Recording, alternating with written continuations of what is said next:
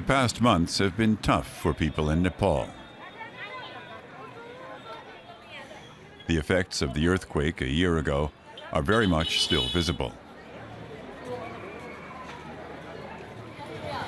In the old royal city of Bhaktapur, all the historical buildings are either damaged or completely in ruins. But the Nepalese haven't forgotten how to party.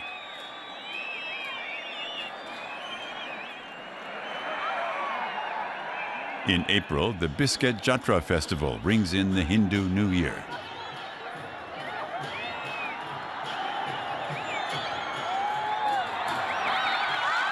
It's the country's biggest celebration.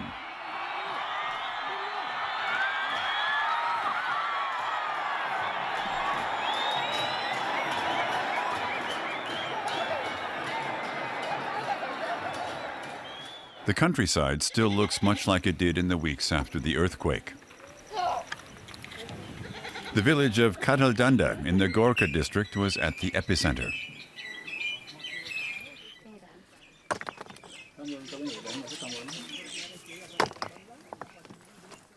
Farmer Babu Basu Katal is still waiting for aid money the government promised him. During the quake, he was out in his fields. I saw a huge cloud of dust from the field above my house. At that point, I thought something big has happened, and I quickly rushed home. When I reached the house, I felt another tremor.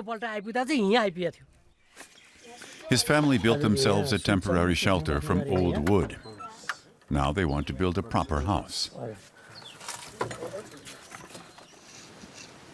Their livestock survived, but their stores of corn, rice, and grain were lost. Now they need money and wood. Wildfires, often set intentionally, rage everywhere in Nepal.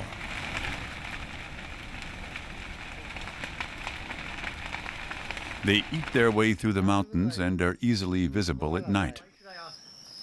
Animals die because they can't escape them. That puts biodiversity at risk. The next day, horrified villagers visit the devastated forest.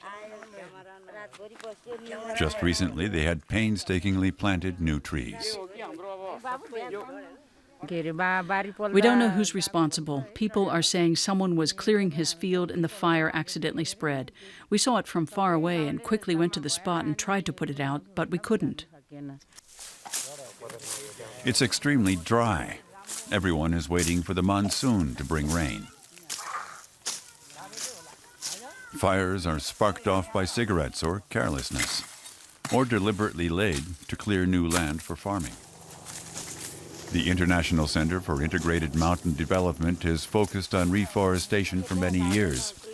It helps locals form committees to protect the forest. You cannot conduct agriculture here. There's no water. And what we want to do is we are trying to restore this land back into forest.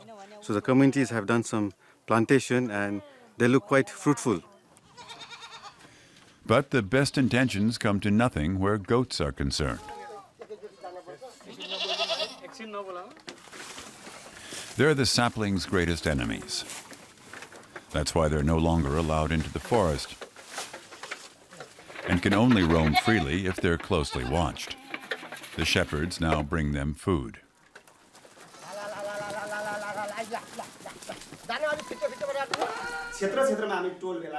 These measures were decided in the Forest Committee. The villagers regularly discuss problems at their meetings, how much timber can be harvested, how fires can be prevented, and how to deal with people who start fires, because often they have no idea who they could be.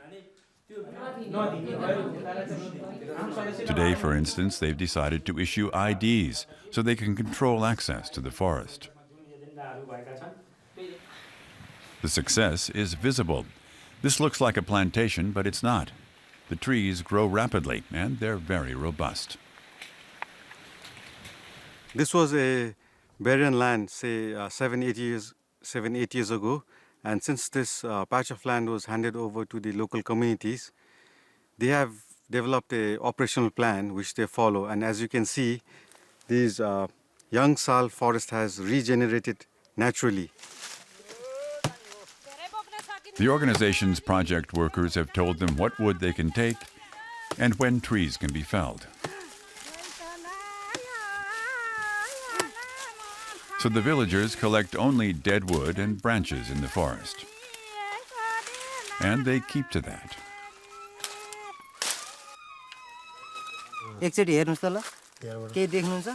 The forest is a carbon reservoir, protecting the climate. Nepal is preparing for the UN's RED Plus program. Countries that expand their carbon reservoirs receive money from an international fund. That's why the villagers are measuring this area. How many trees are there? How tall are they? And what is their circumference? For them, the concept of carbon is very new, and we want them to actually know whether the forest is increasing or decreasing in carbon trend.